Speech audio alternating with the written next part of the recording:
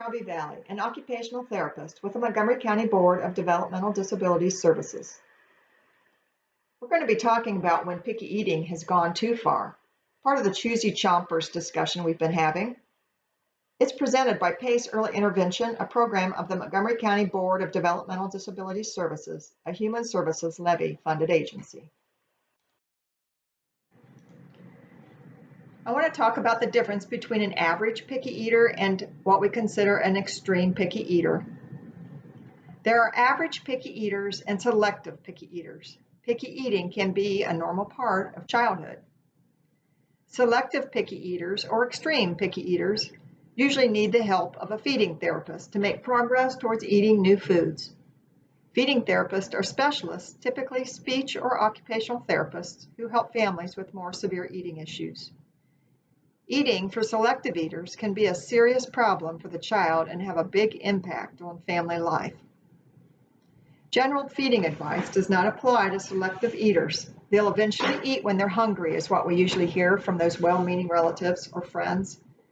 It's a huge myth that these children will eventually eat when they get hungry. Many well-meaning people will give you this advice, but unless they've experienced a selective picky eater in their own family, they can't understand how serious the problem can be.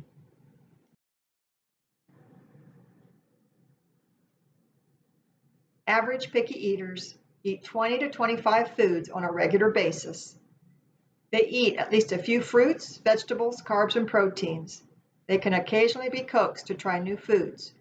Bribes, rewards, and punishment will often work. They usually eat food similar to their favorites. For example, they will eat a variety of chicken nuggets or pizza, not just their favorite brand. They will sometimes eat foods during meals that are different from the rest of the family, but at other times they'll eat what the rest of the family's having, and they will suddenly refuse a food they have eaten, but will eat it again in the future. Extreme or selective picky eaters eat less than 15 foods consistently and maybe as few as 1 to 3 foods. They may gag, shudder, or vomit at the sight or taste of the foods. Common picky eating strategies like try a bite don't help them eat more or new foods. They may become emotionally upset. They might cry, throw a temper tantrum, scream, throw food when they are encouraged to interact with non-preferred foods. They refuse large category of foods. They might not eat any vegetables or any meats, or they might only eat white foods, or they might only eat soft foods. Extreme picky eaters might lose weight or have growth concerns.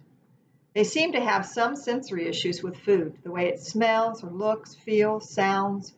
They may insist on foods being presented different than the rest of the family during most or almost all of the meals. They will suddenly refuse a food they previously enjoyed and never eat it again. They may only eat with a distraction, like a tablet, TV, or toys.